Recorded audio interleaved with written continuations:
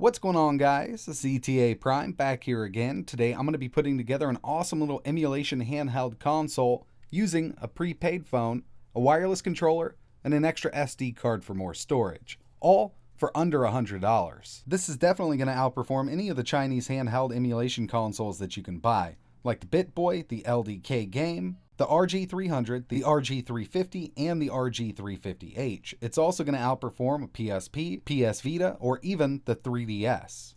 Now, I could have always went with a higher-end smartphone like the Galaxy S10 or the Nubia Red Magic 3, but I wanted to keep it as cheap as possible without sacrificing performance, screen quality, or battery life. So I went with a cheaper prepaid phone from a company called Coolpad, and we'll get into this in just a second. But if you already own a decent Android smartphone, then you've already got it covered. All you need is a controller and a little more storage if your phone doesn't have it. This phone here was recently on sale at my local Walmart and Best Buy, so I went ahead and picked it up. Regular price on the Coolpad Legacy is around $99 from what I've seen online, but I picked this up for $69.99, and as of making this video, the sale should still be going on. I'll leave links in the description. I also needed a little extra storage because the phone only came with 32 gigabytes, so I opted to pick up one of these silicon power 32 gigabyte micro SD cards. And finally, my favorite mobile controller, the Satake 7007X. Now, you could always use the touchscreen, but I despise touchscreen controls. I need something physical to hold on to, so I definitely recommend this controller. I made sure the phone that I'm using fits inside of here, and this does sync up through X input, so it'll work with pretty much any Android device. Got all the buttons we need here. Battery life is great, and overall, it is my favorite mobile controller, and if you're a regular viewer of the channel, you know I've tested a lot of them. Now onto the device that's going to be doing all the heavy lifting. This is the Coolpad Legacy by Coolpad. It's powered by a Snapdragon 450, and we'll get into the specs in a second. 6.3-inch screen, very nice build quality from a company I've really never used before. Runs Android 9.0, 32 gigabytes of internal storage, and it will support up to a 128 gigabyte SD card. I do a lot of testing on my channel with these ARM CPUs, and from the specs on paper, this thing should be able to handle up to Dreamcast without any issues at all. PSP and N64 should be a non-issue for this chipset, but when we're moving up to higher-end stuff like GameCube and even Sega Saturn, this is definitely going to struggle. You'll need a very powerful device to run those at full speed. But overall, this is going to handle much more than the PS Vita, the PSP, the 3DS, or even the Chinese handheld consoles can. And not to mention native Android gaming. Minecraft, PubG, and even the new Call of Duty Mobile will run on this device. It's actually built much better than I expected it would be. It's got those flat edges, so it's going to fit in that controller just fine. And on the back here, we kind of got a carbon fiber finish with a little bit of gloss over it. I think the phone looks and feels really good. I want to make this very clear. I'm not reviewing this phone as an everyday phone. I'm reviewing it as an emulation device.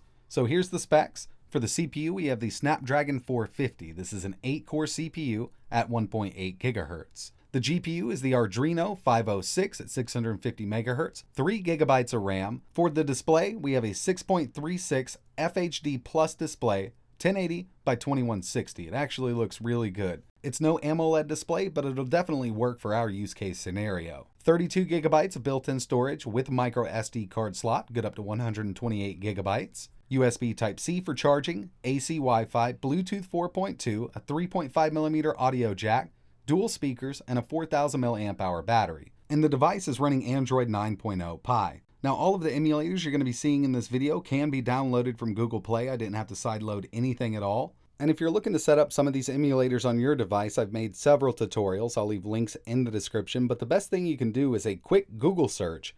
You're going to find tons of information on YouTube on how to set these up on your Android device. Alright, so before we get into testing, I just want to go over a few things here. I've already set the phone up. I've installed all of my emulators from Google Play.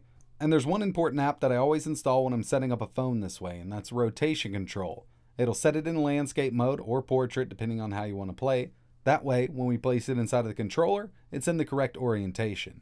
I've already paired up the Satake 7007X controller. It's connected over Bluetooth, X input, and everything works here. We can actually navigate the full Android operating system with the controller.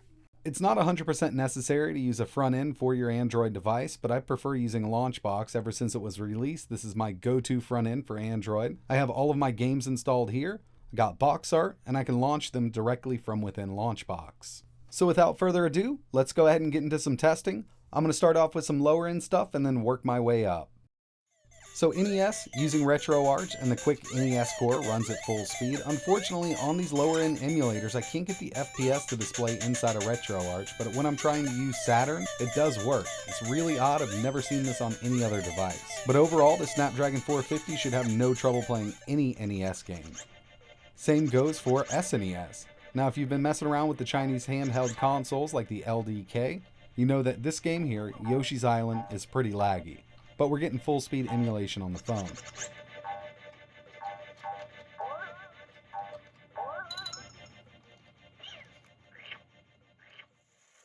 Game Gear, Master System, Genesis / Mega Drive, or even 32X will run at full speed.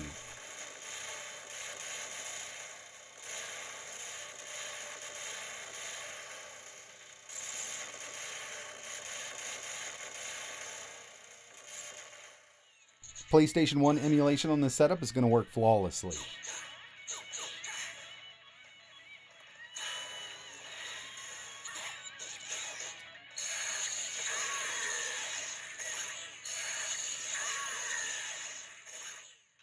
N64 is another console that's going to run fine on this device. I'm actually using Mupin 64 plus FZ from the Google Play Store, and everything that I've tested so far works great. Conker's Bad Fur Day, 007, Gauntlet Legends.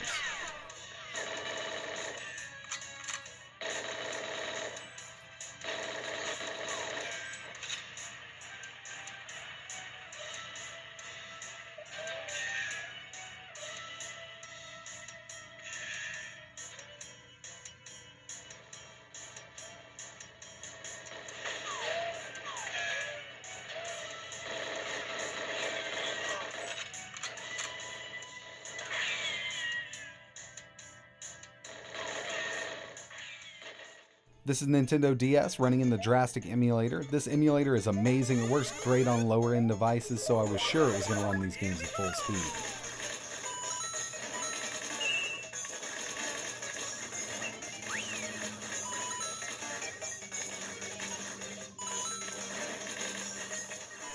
Moving over to something a little more higher end, this is Dreamcast using the Redream emulator. Obviously, we have Marvel vs. Capcom 2 here. FPS is listed in the top left-hand corner, and I tested a few games here. Overall, Redream runs great on the Snapdragon 450.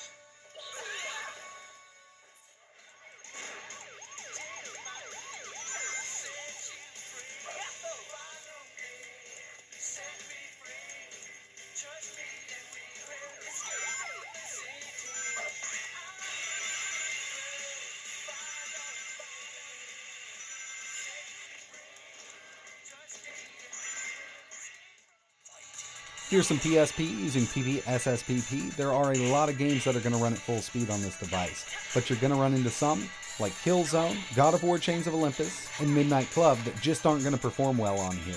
But overall, PSP has been an awesome experience on here, and I'm actually at 2x resolution with most of the games.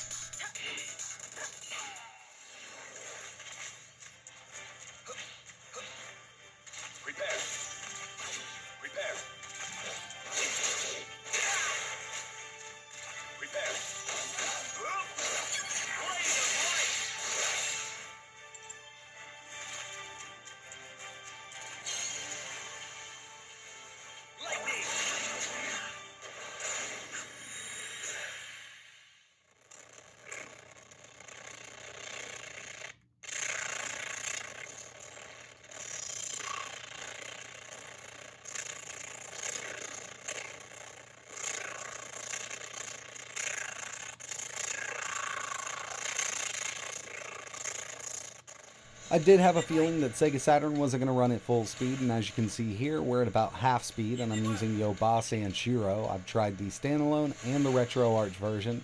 Unfortunately, the Snapdragon 450 just isn't powerful enough. Same thing goes for Nintendo GameCube. I knew this wasn't going to run at full speed, but I did want to show it off because I know I have a lot of people asking about it. I tried OpenGL and Vulkan. Vulkan does perform a little better than OpenGL, but overall, it's unplayable. So in the end, I think this little setup turned out really awesome for the price. If you're interested in putting something like this together, I will leave links in the description, but like I mentioned, you don't need to go out and buy an Android phone if you already have one in your pocket. There's a ton of different consoles and handhelds that this thing can emulate, even arcade systems. I didn't show off a lot of them in this video because it would have turned out to be about a 30-minute video if I went over everything. But keep in mind, a device like this with a Snapdragon 450 is much more powerful than the Chinese handheld consoles, the Raspberry Pi 3, or even the Raspberry Pi 4. But I do understand that form factor is an issue for some people, and this might be a bit big to carry around with you, so it's really up to you.